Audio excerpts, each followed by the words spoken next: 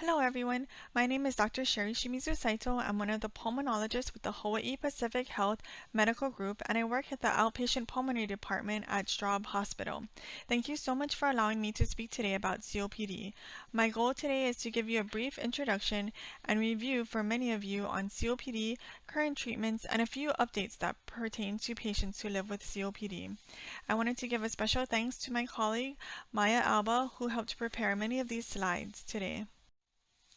So what is COPD? COPD is a chronic obstructive pulmonary disease, which is a common, preventable, and treatable disease that is characterized by persistent respiratory symptoms and airflow limitation that is usually due to airway and/or alveolar abnormalities, usually caused by significant exposure to noxious particles or gases. Basically, chronic means that you have symptoms for at least 3 months. Obstructive, this means that air that travels through the lungs are inhibited, and this obstruction varies from person to person. And it's a pulmonary or lung disease. COPD affects more than 5% of the population and is the fourth ranked cause of death in the United States, and is now one of the top 3 causes of death worldwide. So this is a slide here from the American Lung Association, and we notice that 50% of lung function has been lost before patients are even diagnosed. Also, we see that COPD is actually a little more common in women than in men, and 70% of COPD patients are in the workforce. If you smoked 100 cigarettes in your lifetime, this puts you at risk for COPD. And 25% of people diagnosed with COPD have never smoked a cigarette in their life. COPD, again, is one of the third leading causes of death in the United States.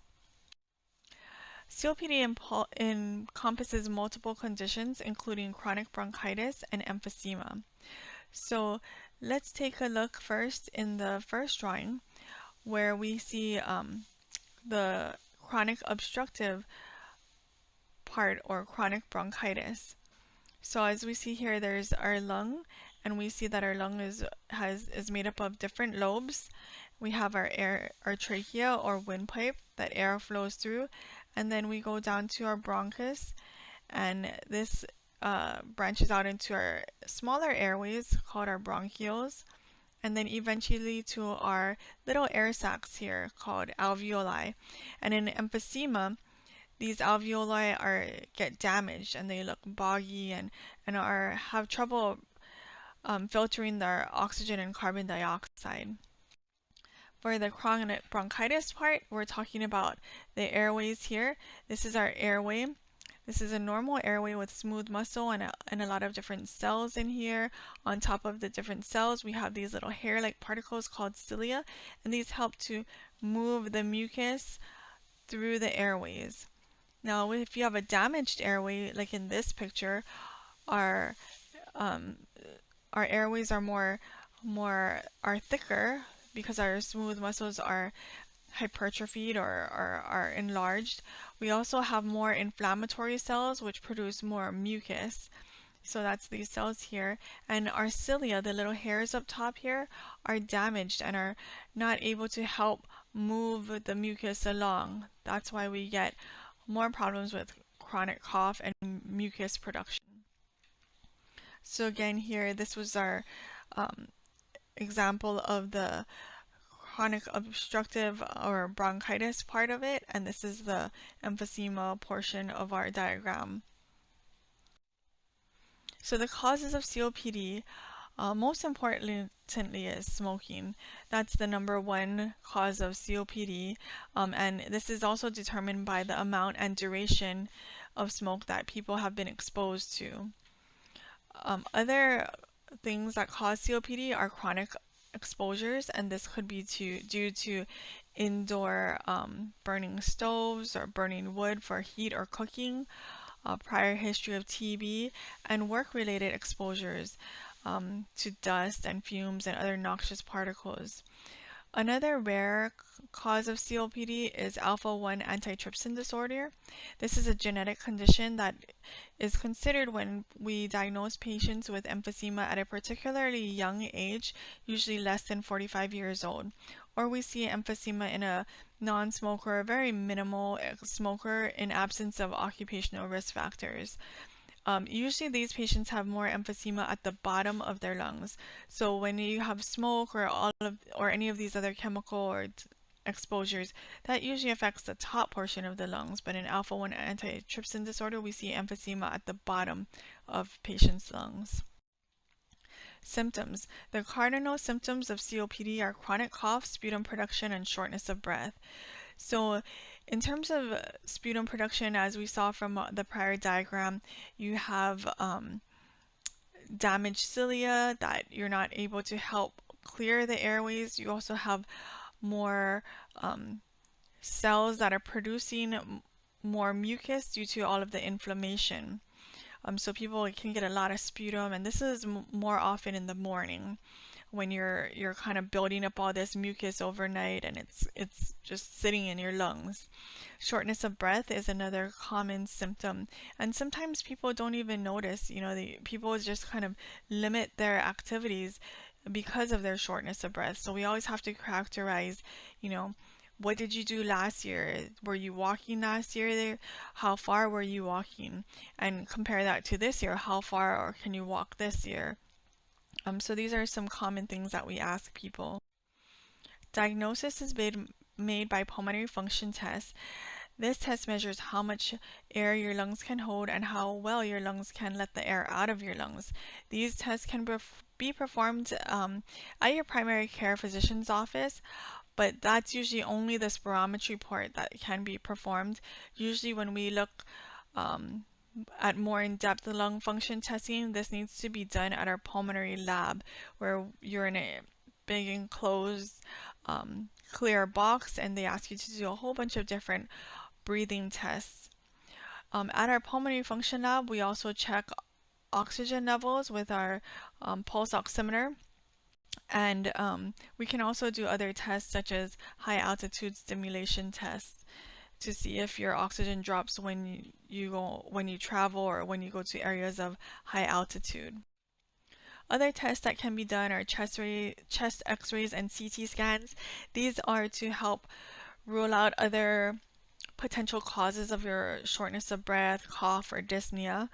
Um, and also, if you're a former smoker, we highly encourage people to engage in lung cancer screening. So this is something that you can talk to your primary care physician about to see if you qualify for lung cancer screening, which is an annual CT scan.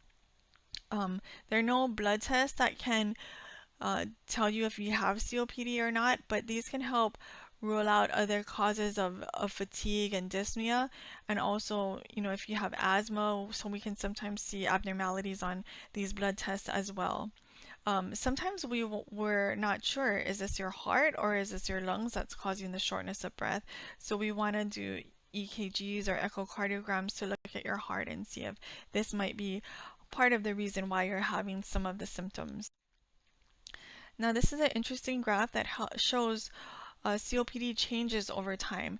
And this was a study that was started off in the 1970s and in the dock workers, and they wanted to see how your lung function changes over time. So over 75 years, they tested or they followed people's lung function, or sorry, not 75 years, but after many decades, they looked at people's lung function from their 20s all the way to their late 70s, and they found that this green line here, this is a non-smoker. This is how over time your lung function declines, and that's like everything. Over time, as we get older, our eyes start to go bad, our knees start to go bad, so everyone's lung function actually decreases a little over time. But if you smoked, in this black line here, we see that cigarette smokers have a faster decrease in lung function over time. But if you quit smoking, you are able to actually slow the progression of this decline in lung function.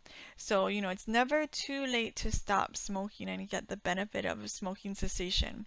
This red line is something a little bit newer that shows that if you have frequent flare-ups, your lung function decreases when you have a flare-up, and then it can increase back to almost what it was before, but not quite. So if you have a lot of flare-ups, this really decreases your lung function over time. Preventing COPD exacerbation. So like I showed in that graph, this is really important in maintaining your lung function. So we know that exacerbations immediately impacts patients. You have increased symptoms, decreased functional capacity, increased emergency room visits and hospitalizations, not to mention the missed work, lost wages, and medical costs that these exacerbations can cause. COPD exacerbations also contribute to to disease progression, so more rapid decline in lung function and functional capacity, as well as a worsening quality of life. So we also found that patients that have COPD exacerbations, this just having one COPD exacerbation increases your susceptibility to future exacerbations. So 20% of hospitalizations are readmitted within 30 days with another COPD exacerbation, and 2/3 of those are readmitted in 2 weeks. Treatment. So number one, of course, is smoking cessation, and all treatment starts for everyone without medication.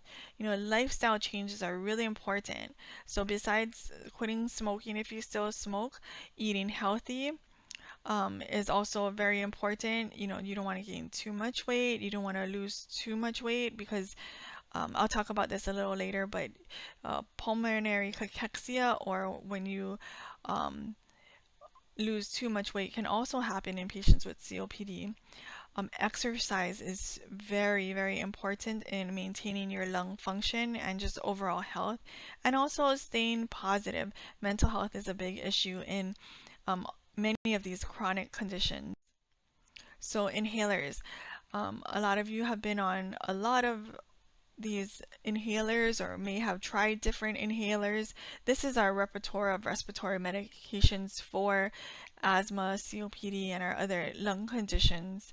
So as you can see, there are lots of different ones. Some people do better with the puffer type. Some people do better with the dry powder type. So, work with your primary care doctor or your pulmonologist on which inhaler would be best for your lifestyle.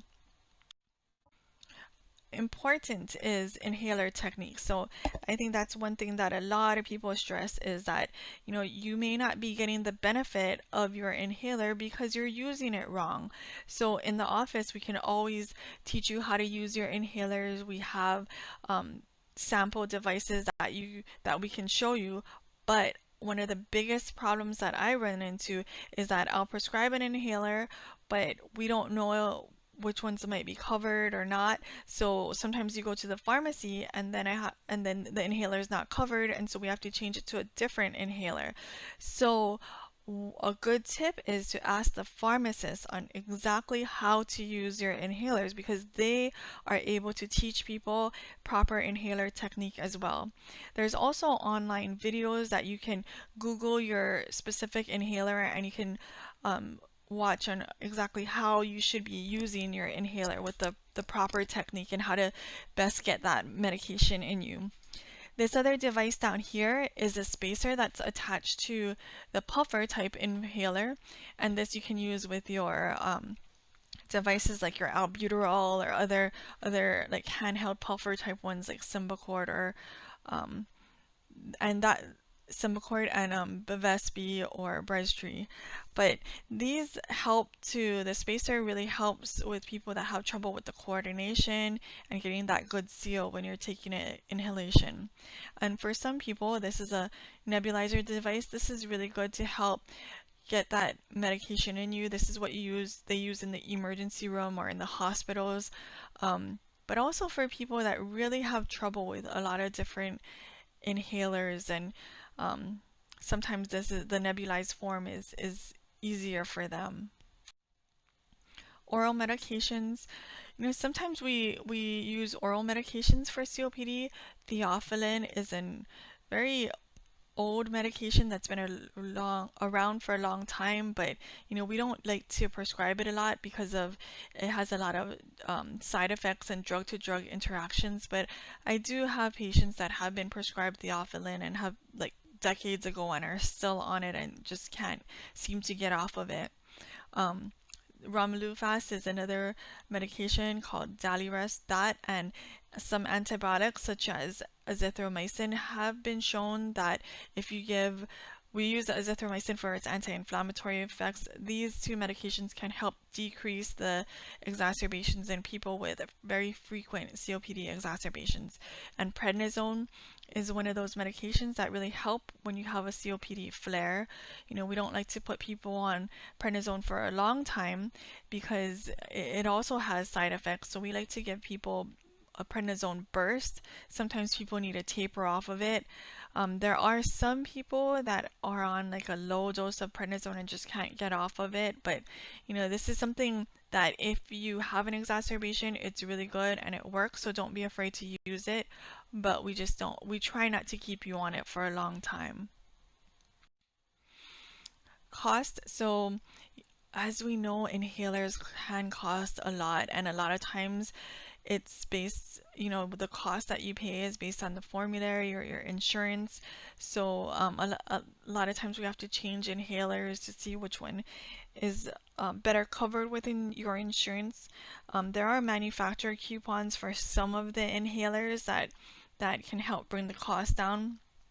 Other things are prescription savings cards and online coupons. There's even a website called GoodRx that you can go and see how much the inhalers cost at different places. So you can see this one will tell you how much this medication, and it doesn't have to be any inhaler, it can be all medications, but you can look up how much your inhaler will cost at Sam's Club versus Long's versus Times or Safeway or whatever. So you can see where um, where would be the best price to get your inhaler.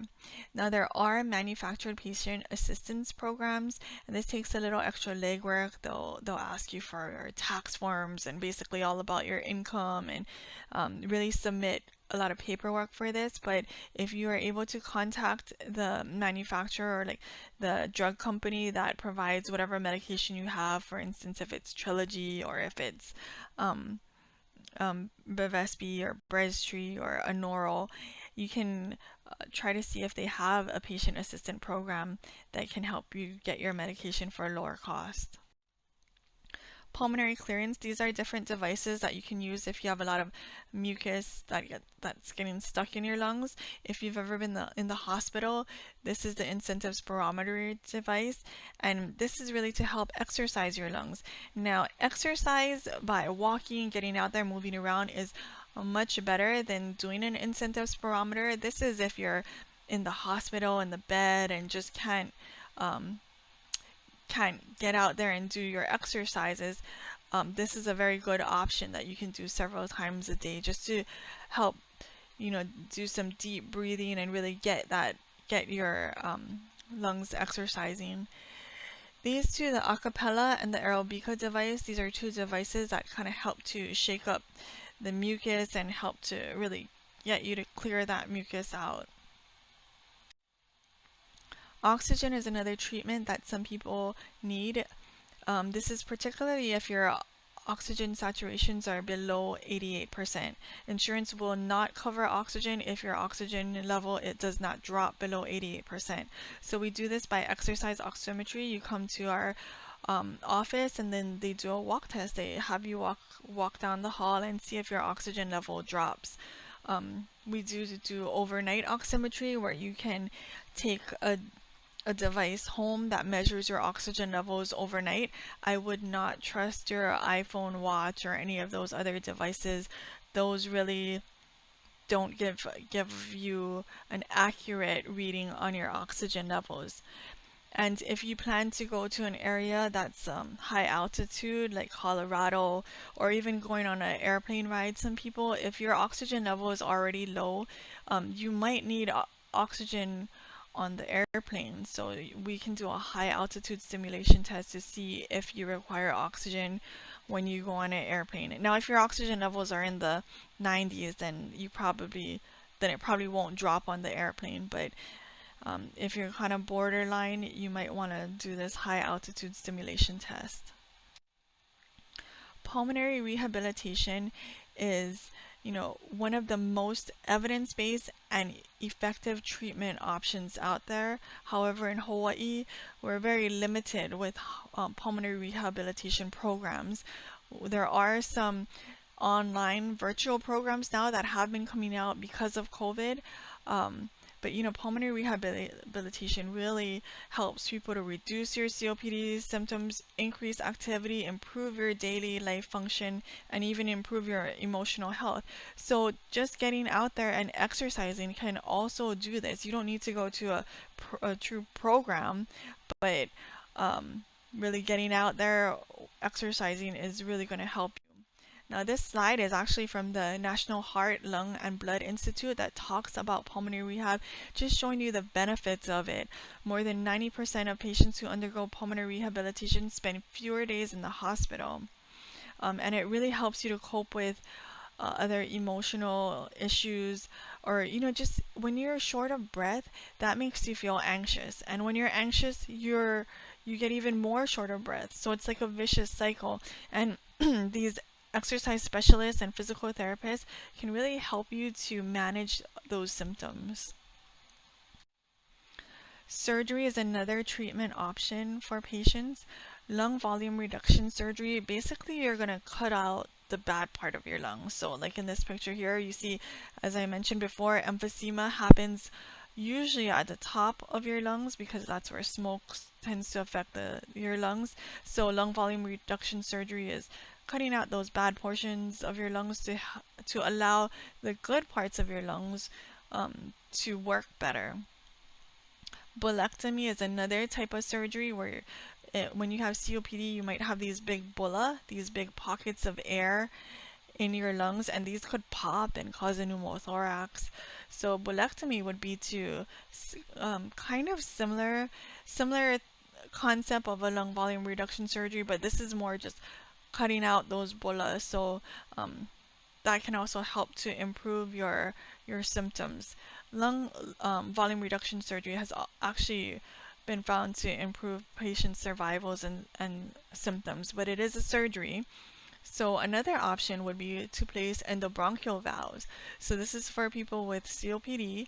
It's essentially doing the same thing as a lung volume reduction surgery, getting rid of the parts of the lungs that aren't working so well, but we're going into your lungs and putting these little valves in here that cut off the airflow to those areas. This allows the rest of your lung to function better.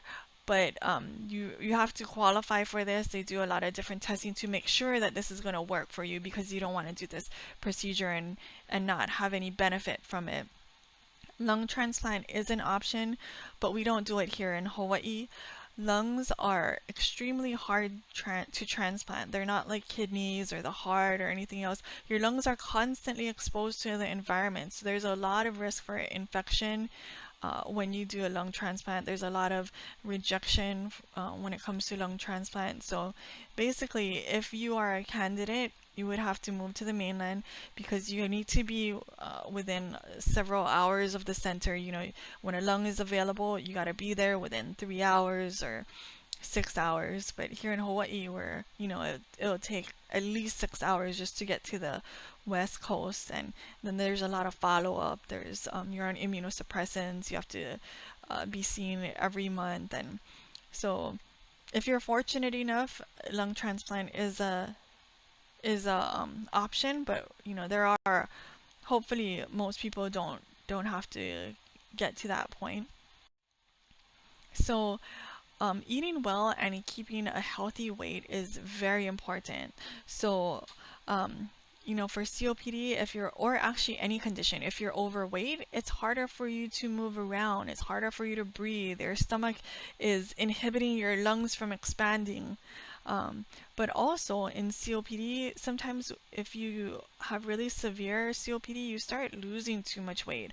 Of course, you want to rule out other things like cancer, but sometimes you're just too short of breath. You find it difficult to go shopping. You find it difficult to prepare your meals. Um, Even eating is difficult because you get short of breath.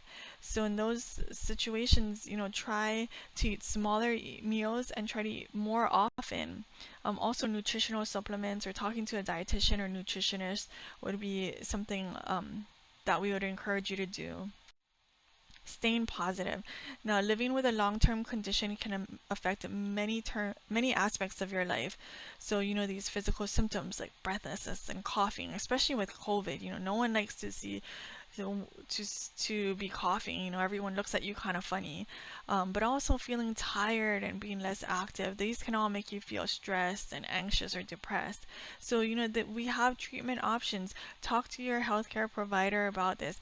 Many other people with COPD have experienced anxiety and depression as well. So it's really important to stay active, sociable, and really learn about COPD. We have COPD support groups as well out there that you can join. Vaccinations are another thing that you can do to help prevent exacerbations, to really keep healthy. Get your influenza vaccine every year. Get your pneumococcal vaccine for all patients over 65 and those who are younger with significant comorbid conditions like COPD. COVID vaccination important, and your Tdap. Most people have gotten this, but if you haven't gotten your Tdap, make sure that's up to date.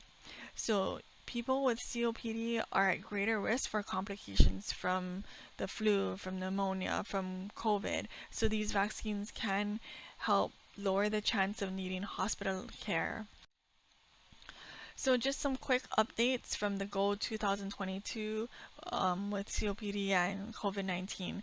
So they recommend that patients with COPD with any new or worsening symptoms, even if it's mild, like a little more short of breath, a little more coughing than usual, you should get tested for possible COVID. Keep taking your medications as directed. So they found that inhalers and other COPD medications do not increase your risk for catching COPD and do not worsen, or sorry, for catching COVID and do not worsen your symptoms from COVID. But we know if you don't take your COPD medications, then your symptoms can get worse. So they also mentioned that physical distancing and shielding or sheltering in place should not lead to social isolation and inactivity. So like I talked about in the previous slide, you gotta stay active, you gotta stay mentally positive. So, you do as much as you can to stay safe, but don't isolate yourself. Patients should be encouraged to use reputable resources for medical information regarding COVID-19 and its management. There's so many, misinformation out there. Just make sure it's from a reliable source. And they also provided some guidance for remote COPD patients in terms of telehealth, and you should have access to that if you are worried about coming to the hospital, especially if there's a spike in cases. So they looked at people that had COPD and who developed COVID. They found that 30% had persistent lung abnormalities and abnormal radiology. Now, granted, COVID-19 has not been around for a long time, and there have been a lot of different variants. So, many of these patients or cases were probably from the initial COVID, the Delta variant, which was much more severe. So, I've had a lot of patients that both have had lung scarring, still on oxygen years, well, 2 years after initially getting COVID. And I have other patients that had the worst COPD I've ever seen, or at least really bad COPD, and catch COVID. And I'm just shocked that they did okay. They didn't have very many lung abnormalities on their imaging, and this was actually even with the Delta. But even less so now with the new variants, I'm not seeing as much lung scarring. Now, there's no long-term studies, but they did find that COPD patients are at higher risk for developing severe COVID-19. So if your lungs are already damaged from COPD and emphysema, if you catch a virus that just causes your COPD to flare up, as we saw in the other graph, your lung function declines and you're just at risk for more severe disease. So in summary, the most important thing, if you smoke, quit smoking. Get your vaccinations. You got to protect yourself. You got to stay safe. Take your medications as prescribed. Preventing exacerbations is key to preserving your lung function. Exercise pulmonary rehabilitation is another key to really getting doing the most you can with your COPD and getting the most benefit out of treatments is by exercising and definitely eating well for more energy and not gaining too much weight. Well, thank you so much for allowing me to give this talk today about COPD. Hope you guys have a great rest of your day.